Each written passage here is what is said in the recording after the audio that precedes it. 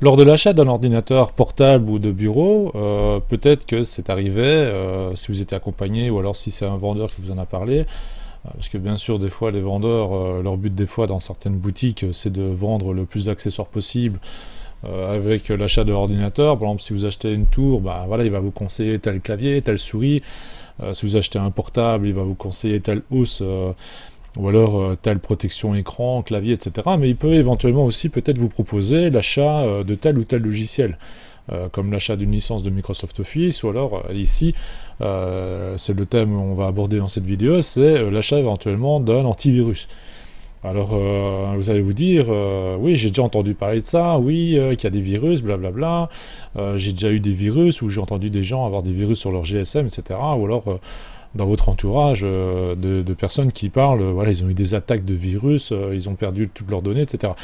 Alors, oui, c'est vrai que des fois l'achat d'un antivirus peut être intéressant. Maintenant, il faut savoir que ici on parle de Windows 10. Hein. Donc Windows 10 dispose de son propre antivirus, de son propre pare-feu. Donc un pare-feu, vous allez me dire qu'est-ce que c'est? Un pare-feu, à l'inverse d'un antivirus, c'est en fait un logiciel qui permet de traiter le flux en fait des données dans un réseau. Donc en fait d'autoriser ou d'interdire les données entrantes ou sortantes de votre réseau Internet. Donc ici, imaginons, vous allez sur YouTube, vous regardez une vidéo, bah, il faut savoir que ça s'appelle du streaming, et c'est une information qui vient de l'extérieur vers l'intérieur. Donc vous pouvez très bien dire, par exemple, voilà, je refuse que sur ma session, sur mon ordinateur, on utilise par exemple YouTube. Bah, vous pourriez très bien dire dans votre pare-feu, voilà, j'interdis l'adresse de YouTube sur la navigation internet, ou alors j'interdis d'aller sur des sites pour adultes, voilà, j'interdis d'aller sur des sites musicaux, sur des sites de tel site ou tel site. Vous pouvez aussi très bien dire à une application, voilà, j'ai installé cette application, mais moi je ne veux pas qu'elle ait accès à Internet, parce que je refuse qu'elle m'affiche tout le temps de la publicité, etc. Donc dans le cas d'une application dite entre guillemets gratuite. Donc ça c'est une chose que vous pouvez faire avec un pare-feu. C'est pas du tout l'usage d'un antivirus. L'antivirus, lui, va justement empêcher justement des infractions de logiciels malveillants qui ont été, je rappelle quand même, créés par l'homme, mais des personnes qui veulent effectuer des opérations sur ordinateur via par exemple ce qu'on appelle des trojans, hein, des opérations cachées visant un peu à espionner tout ce que vous faites sur votre ordinateur. Mais les virus aussi servent des fois majoritairement à créer certaines applications malveillantes, certaines opérations malveillantes sur votre ordinateur, ou tout simplement vous embêter, hein, faire en sorte que lorsque vous voulez aller à gauche avec votre souris, bah, ça y est à droite. Par exemple, lorsque vous cliquez voilà, imaginons que vous voulez cliquer ici, bah, il va cliquer là-bas. Ou alors, lorsque vous lancez une application, bah, il va la lancer en boucle de manière à ce qu'on appelle saturer votre mémoire. Donc ça, c'est quand même des choses qu'il faut tendance, qu'il faut quand même éviter, faire en sorte que ça n'arrive pas, parce que ça peut être assez problématique. Vous avez des virus qui peuvent très bien supprimer totalement toutes les données de votre ordinateur. Et il y en a même certains, plus rares quand même, qui, eux, peuvent aller plus loin, peuvent endommager votre matériel, en créant des surchauffes, etc., etc. Donc c'est quand même assez important. Maintenant, il faut savoir que, comme je vous l'ai dit, on parle d'ici de Windows 10. Donc Windows 10 n'est pas Windows 7, n'est pas Windows XP, n'est pas Windows 8, n'est pas Windows Millennium, etc. Donc Windows 10, avec Windows 10, Microsoft a fait en sorte quand même de complexifier et augmenter considérablement la sécurité de leur système.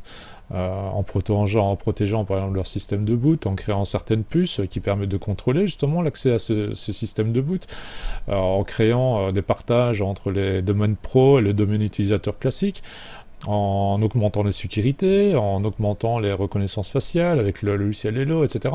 Donc ici, ça a rendu un peu l'utilisation d'un antivirus standard un petit peu, comment dire, secondaire. On va dire que l'antivirus avant Windows 10 n'avait pas la même fonction que l'antivirus maintenant avec Windows 10.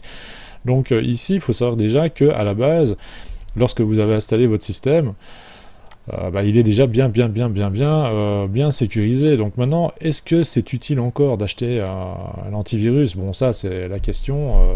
C'est un peu problématique parce que bon, ici mon but n'est pas de faire de la publicité vers tel ou tel antivirus. ou de devenir un petit peu pro Microsoft. C'est pas mon but ici. Ici, c'est vraiment à vous apprendre à utiliser au mieux Windows 10, à vous rendre à l'aise. Alors maintenant, si pour vous sentir sécurisé, vous décidez de faire le pas, de franchir le pas et d'acheter un antivirus, d'acheter une licence d'un antivirus quelconque, vous pouvez le faire. Je vous interdirai bien sûr pas le faire, je vous conseillerais forcément pas le faire. Maintenant, ici, moi en tout cas, personnellement, je n'en utilise pas.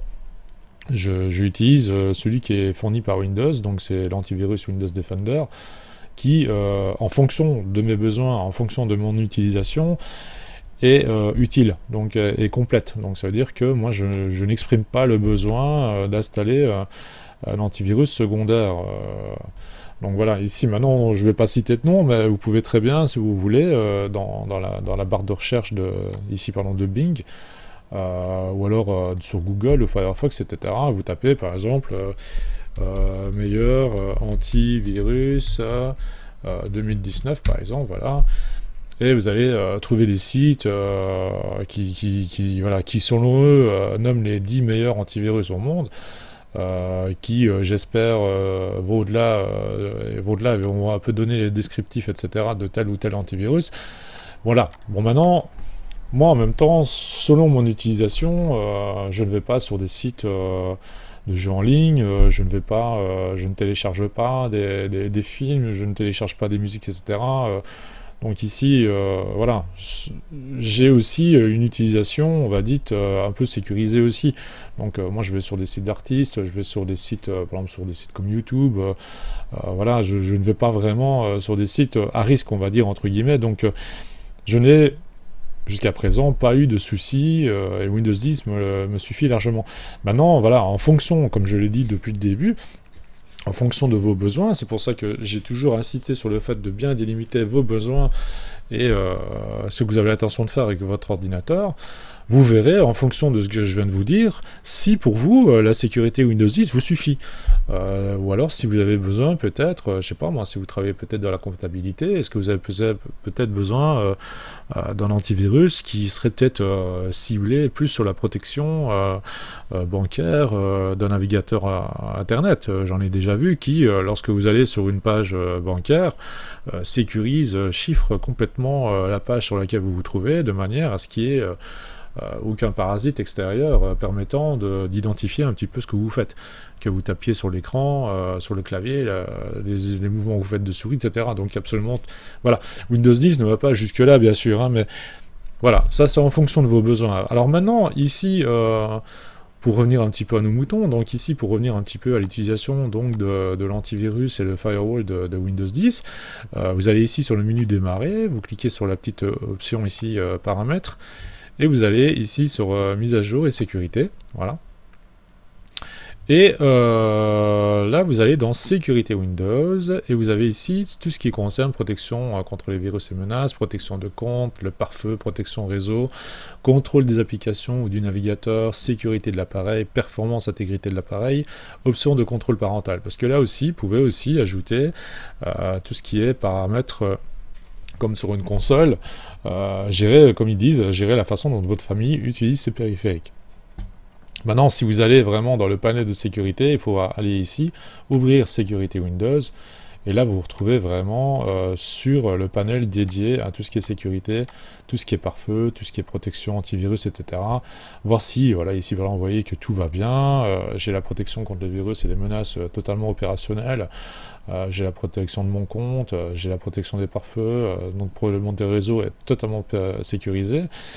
Mais encore une fois, ici, ça me suffit. Donc maintenant, il faut voir si, encore une fois, selon vous, selon vos besoins, selon vos habitudes de navigation, sans aucun jugement bien sûr, est-ce que pour vous, ça vous convient, voilà, donc ça, c'est à vous de voir, et en fonction de ça, bien sûr, comme je vous l'ai dit, renseignez-vous bien, tout est une question de renseignement, renseignez-vous dans votre entourage, en fonction de l'utilisation des personnes qui vous entourent, de votre famille, de vos amis, s'ils ont des fois peut-être des indices, si par exemple ils vous disent oui, bah, tel ou tel antivirus est selon eux vraiment excellent, prenez la peine vraiment de ne pas vous baser que sur ça, Notez bien la référence du logiciel sur un papier. Faites comme je vous l'ai dit, hein, vous allez sur le navigateur, vous tapez ici, voilà, est-ce que tel antivirus est vraiment intéressant? Vous tapez par exemple le nom de tel antivirus, vous rajoutez le mot-clé avis, donc comme ceci, hein, antivirus, vous tapez le nom et vous mettez avis.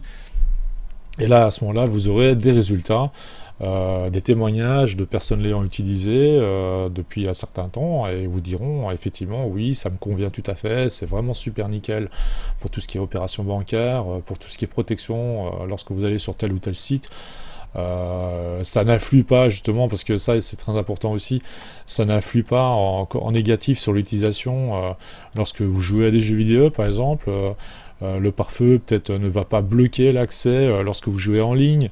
Des petits conseils comme ça, parce que ça c'est toutes des choses à savoir aussi, hein. Il faut savoir qu'un pare-feu c'est une chose très importante, mais des fois ça peut être très problématique lors de l'installation de certains logiciels, lors de l'utilisation de certains logiciels. Donc des fois il va falloir aller dans les paramètres de pare-feu et de dire voilà, bah écoute, voilà, tel logiciel, j'utilise tel logiciel de musique par exemple, moi j'ai besoin que mon logiciel de musique ait accès à une base de données externe, j'ai besoin que tu le laisses tranquille, donc c'est à dire que tu lui laisses la possibilité d'aller chercher ces informations-là.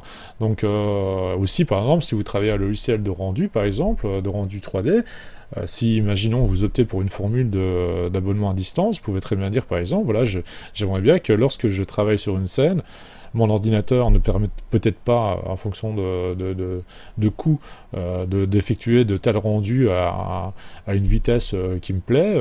Il me faut X heures pour le faire sur mon PC, alors qu'il faudrait peut-être qu'une heure sur un serveur de calcul externe. Bah, que tu lui dises voilà, que voilà, laisse ce logiciel tranquille, laisse le flux d'informations passer en entrant et en sortant, et comme ça me permettra de travailler à mon aise. Donc ça, c'est toutes des opérations qu'il faut connaître, et donc l'importance de bien vous renseigner là-dessus. Voilà. Donc ici, tenez bien compte que toutes ces informations-là sont très très très importantes, parce que ça concerne la sécurité et la protection de vos données. Donc ça veut dire que sur votre ordinateur, vous allez avoir souvent, lorsque vous utilisez des navigateurs internet, que ce soit Edge, que ce soit Chrome, Firefox, etc., Opera, Safari, etc., vous allez avoir des informations que vous allez rentrer, donc des informations de compte en ligne, des mots de passe, des logins. Vous allez aussi avoir peut-être des documents sur votre ordinateur qui concernent, je sais pas moi, des informations notariées, des informations très importantes, ou peut-être pas, mais voilà, donc il faut savoir qu'il faut protéger tout cela, et connaître vos besoins, encore une fois, et savoir si pour vous, l'utilisation de Windows 10, donc le système de sécurité vous suffit, ou pas. Donc à vous un petit peu de voir en fonction de vos besoins, et d'agir en conséquence.